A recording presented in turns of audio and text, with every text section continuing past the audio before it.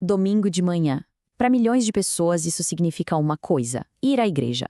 Mas o que realmente acontece lá? É só um hábito, uma obrigação social? Ou tem algo muito mais profundo rolando? Pois é, nesta análise do livro Culto Público, do Matt Merker, a gente vai mergulhar na teologia e no propósito por trás desse encontro de toda semana. Vamos combinar. Existe uma confusão danada sobre o que é o culto. O próprio autor do livro, Matt Merker, conta que ele cresceu no meio do que ele chama de guerra de adoração, sabe? O órgão contra a banda de louvor. E essa confusão toda acaba nos levando a avaliar o culto de um jeito que talvez não seja o mais bíblico. Isso nos leva à pergunta central, né? Afinal, por que ir à igreja? Muita gente vai por costume, outros porque é um evento social, ou talvez para buscar aquela injeção de ânimo para a semana. São motivos super comuns, mas o ponto central do livro é que a verdadeira razão vai muito, muito mais fundo. Vamos colocar essas ideias lado a lado para a gente ver. De um lado, tem essa mentalidade meio de consumidor. Ah, gostei da música, a pregação foi boa para mim. Do outro, a grande tese do livro. Para entender a adoração, primeiro a gente precisa entender o que é a igreja. Ou seja, a adoração é uma consequência da nossa identidade. E é aqui que o jogo vira. A discussão sobre como a gente deve adorar não faz o menor sentido se antes a gente não definir quem está adorando. A identidade da igreja, quem nós somos, é o verdadeiro ponto de partida para tudo o que acontece no domingo. E olha só essa citação do Merker que resume tudo de forma brilhante. Ele usa uma analogia ótima, a de um jantar em família. Quem nós somos como família define o que a gente faz na mesa de jantar. E o que fazemos à mesa reforça quem nós somos. Com a igreja é a mesmíssima coisa. A nossa identidade como povo de Deus e a nossa prática de adoração, uma coisa alimenta a outra.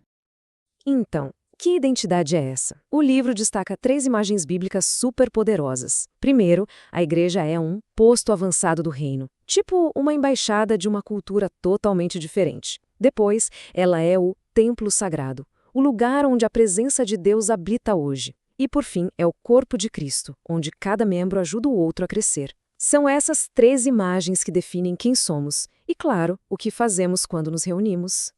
E partindo dessa identidade, o livro mostra que o culto tem 3 propósitos que estão totalmente ligados.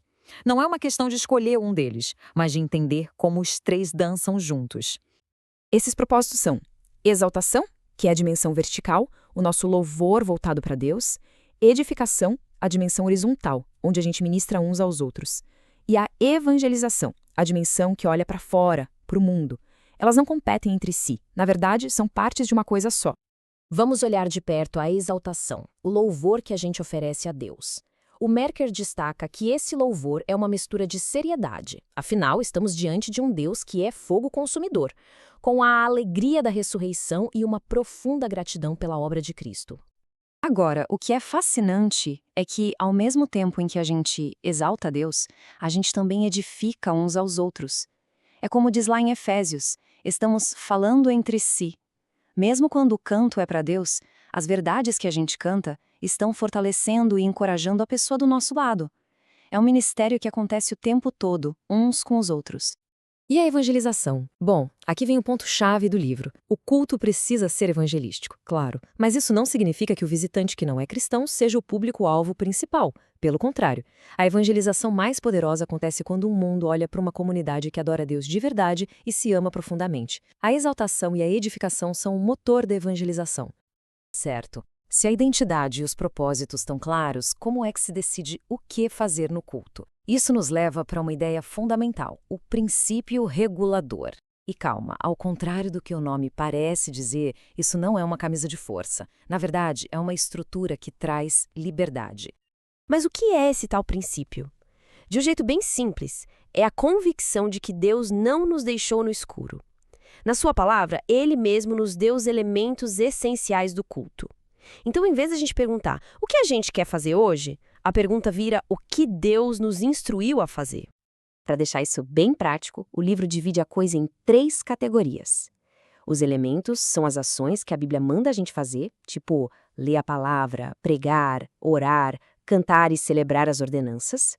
As formas são os jeitos como a gente pratica esses elementos. Por exemplo, quais músicas vamos cantar?